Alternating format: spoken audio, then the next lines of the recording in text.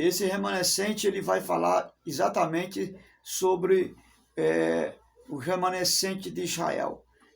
Ou seja, ele está falando sobre o Messias, que vai trazer justiça sobre o seu cetro. Vai trazer paz, vai trazer harmonia universal. Esse é um tipo, eu não sei se eu já falei para vocês, um tipo do julgamento purificador de Deus no Antigo Testamento. E que vai trazer a Nova Jerusalém. E você vai observar que isso vai se repetir várias vezes ao longo das profecias. Várias vezes o profeta vai estar repetindo essas palavras de julgamento. E cada vez maior vai se estendendo. E aí nós vamos observar que no centro dessas profecias vai estabelecer uma visão. O profeta Isaías vai apresentar uma visão de Deus sentado no trono, onde está cercado pelos seres angelicais que está reverenciando a majestade de Deus. Isso você vai ver no capítulo 6 do profeta Isaías, onde os anjos estão santo, santo, santo é o Senhor, e ele vai observar não só a santidade do Senhor, mas o quanto ele, como pecador, está se deteriorando e agora os seus lábios estão manchados. E ele percebe que a santidade de Deus é tão forte, tão poderosa naquele momento, que ele chega à consciência de que estará sendo destruído por aquela presença, pelo fato dele estar em pecado naquele lugar. A santidade de Deus na forma do tenaz, você vai observar que Deus vem na forma de um tenaz e toca nos lábios do profeta. Ao invés desse fogo queimar e destruir o profeta, não, o fogo na forma de um tenaz, né, ele vem para purificar o profeta. E à medida que o profeta pondera, vai observando todo esse acontecimento, Deus o comissiona para uma grande missão. E ele deve continuar levando esse julgamento. Ele leva esse julgamento adiante. E o Senhor vai bradar com uma grande voz: a quem enviarei? E ele vai dizer: envia-me a mim, Senhor. É um fato em que Deus está dizendo: continue levando a mensagem de julgamento, Isaías. Leve a minha palavra com continuidade. Não pare de levar a minha palavra com continuidade. Ou seja, prossiga as palavras de julgamento. Só que Israel vai chegar ao momento final, onde Deus vai perceber que não existe mais jeito. Eles não se voltam para Deus. Eles não se convertem. Eles não se quebrantam diante de Deus. As advertências de Deus tiveram mais um efeito de endurecer os corações deles do que mesmo converter o coração deles. Mas o profeta Isaías, como profeta, ele deve acreditar na palavra que Deus está colocando no seu coração. Ele deve ter, porque esse é o perfil do profeta, acreditar na palavra que Deus está colocando nos seus lábios. E segundo nós vemos as escrituras, uma das profecias do profeta é que Israel seria cortado como uma árvore, ficará apenas como um toco no meio do deserto. E esse toco será queimado, esse toco será fumegado pelo fogo. Mas mesmo assim, Deus vai falar para o profeta que depois que Israel se tornasse como um fogo fumegante, tostado, queimado no deserto e cortado, Deus vai dizer que esse toco, mesmo queimado, seria ou se tornaria uma semente santa, que se tornaria amanhã como uma esperança, né? Ele se tornaria como uma esperança de algo renovador, ou seja, daquele toco queimado, nasceria um rebento do Senhor. E o que é essa semente santa? Na continuidade dos livros, a gente vai perceber, na continuidade dos capítulos do profeta Isaías, que essa semente santa, essa semente é algo que vai ser entendido nessa continuidade. a semente de Davi. Deus vai dizer que desse toco, nascerá um rebento, esse rebento chamado rebento de Jessé, ou seja, seria o reinado de Davi, que é onde a princípio, de acordo com esse julgamento que Deus vai estabelecer para Israel, o primeiro juízo que vai vir para fazer esse julgamento e cortar Israel seria os povos babilônicos, onde iria devastar toda a Jerusalém. Só que ainda há uma esperança, mesmo sendo cortado pelos povos inimigos, Deus vai dizer que há uma esperança. Mesmo assim, Deus haveria de enviar, através da descendência de Davi, como rei de Israel, Deus haveria de enviar um remanescente ou um rebento que nasceria de Jessé. Esse rebento seria o Messias, que viria para libertar o povo judeu dos povos judeus.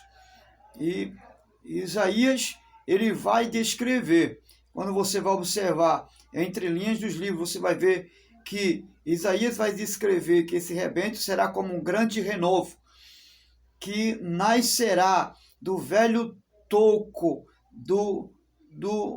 da árvore que foi cortada de Israel. Esse rei, ele foi citado várias vezes pelo profeta Isaías, e este rei, ele se tornaria um grande rei, onde todas as nações iria ser procurado por ele, onde todas as nações iria ser atraído e governado por ele. O profeta vai dizer mais que esse reino vai trazer muitas transformações. Esse reino vai trazer muitas mudanças no seio e no reinado de Israel. A partir daí, nós vamos observar que é uma palavra de esperança.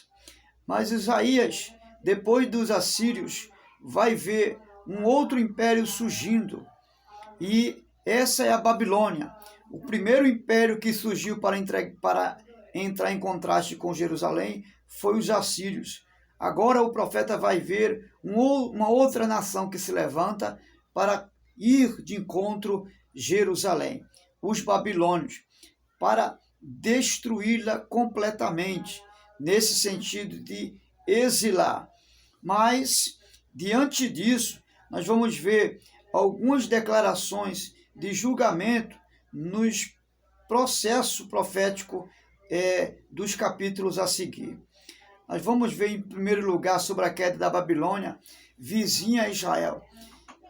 E Isaías percebeu que todo domínio que veio anteceder o domínio dos babilônicos, ele percebeu que durante o período dos assírios haveria de surgir um outro império que também dominaria a exemplo dos babilônicos, e que seria muito mais destrutivos e arrogantes.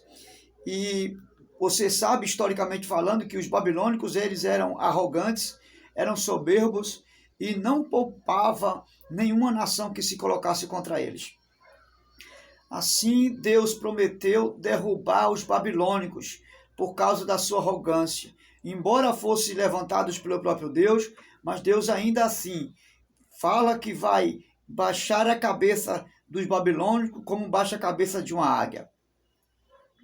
E você vai observar que todos os vizinhos de Israel vão também ter essa mesma sentença dos babilônicos, porque os babilônicos não cercam só Jerusalém, mas muitos outros povos vizinhos também são castigados pelos babilônicos. Só que é importante entender que para o profeta Isaías, o julgamento de Deus, a sentença que Deus lança para o seu povo, ela nunca é uma palavra final. Nunca é uma palavra dita, por sua vez, como se fosse o fim do povo judeu. Não. Há sempre algo novo a ser criado depois de uma palavra de sentença para Israel. Isso nós vamos entender uma série de situações, onde nós vamos ver a história de duas cidades. A cidade arrogante, que se exaltou acima de Deus e se tornou corrupta e injusta. Esta cidade é como se fosse um exemplo da cidade rebelde, e escrita numa linguagem de expressões anteriores do profeta Isaías, em relação à Síria, os babilônicos e outros povos que se levantaram, todas elas juntas. Essa cidade está destinada à ruína e um dia será substituída pela Nova Jerusalém, onde Deus vai reinar sobre toda a humanidade redimida de todas as nações, onde não haverá mais morte, não haverá mais sofrimento. Os capítulos a seguir vai mostrar a centralidade das profecias do profeta Isaías, onde vai apresentar algo muito além do que mesmo a palavra de sentença que o profeta Isaías vai proferir contra Jerusalém.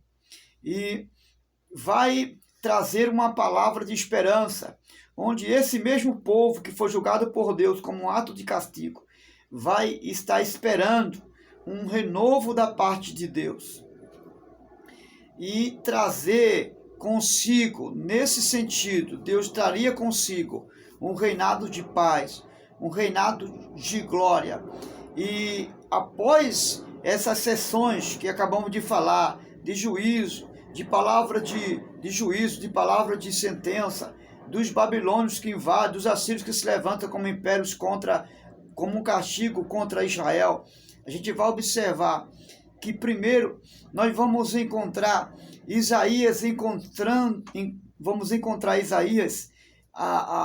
repreendendo os líderes. Vamos encontrar o profeta Isaías a princípio dando aos líderes uma palavra de repreensão, onde o povo deverá buscar uma proteção militar. Isaías vai orientar o Israel, tanto quanto Judá, de buscar uma proteção militar, de se preparar militarmente por causa dos babilônicos e dos assírios que estariam vindo.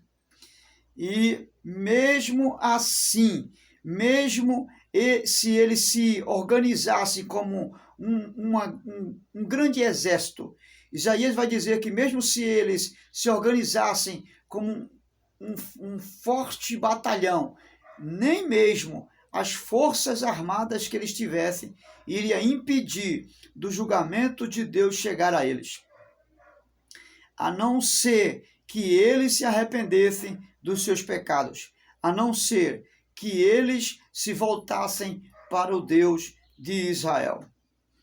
E tudo isso é ilustrado pela seguinte história do profeta Ezequias, que nós vamos ver a seguinte: assim como Isaías previu os exércitos da Síria e que tentam invadir e atacar a cidade, Ezequias se humilha diante de Deus e ora pela libertação do povo judeu. E Deus salva o seu povo. Deus liberta seu povo pela intercessão do profeta Ezequiel, que veremos a seguir.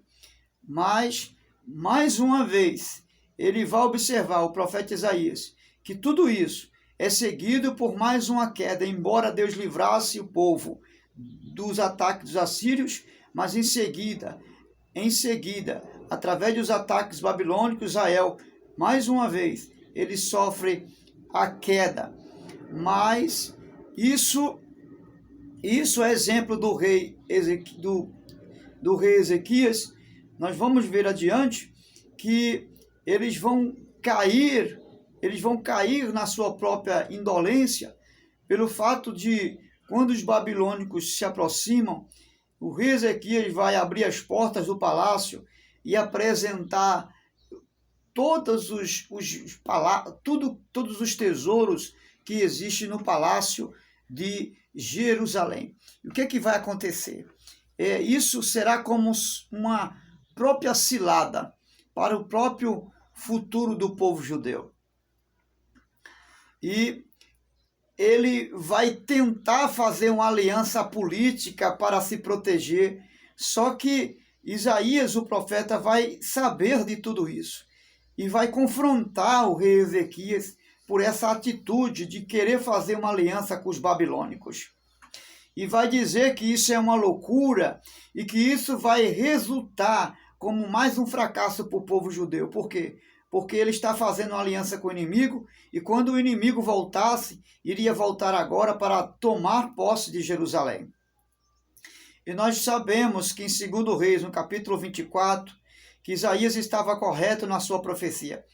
Um século depois, 100 anos depois, os babilônicos se voltariam contra Ezequias e tomaria Jerusalém, tomaria a cidade, destruiria o templo e levaria o povo exilado na Babilônia. Todas as advertências de Isaías, todas as profecias de julgamento de Isaías nessa conclusão foram cumpridas literalmente. E de 1 ao 39, nós vamos observar que todas as suas profecias foram fiéis no seu cumprimento. Tudo aconteceu como ele disse.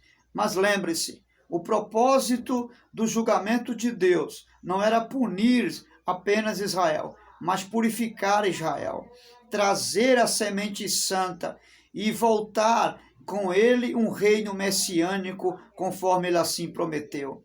E essa esperança, essa palavra de uma nova semente, de um rebento da raiz de Jessé, que é do tronco cortado de Jerusalém, e vai se cumprir nos profetas que vamos ver a seguinte, certo?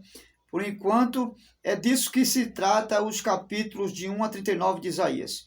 Deus abençoe você e que possamos ter compreendido apenas uma parte das profecias do profeta Isaías. Nas próximas aulas, veremos os capítulos seguintes dos demais profetas que se seguem em nome de Jesus. Um grande abraço, bons estudos em nome de Jesus.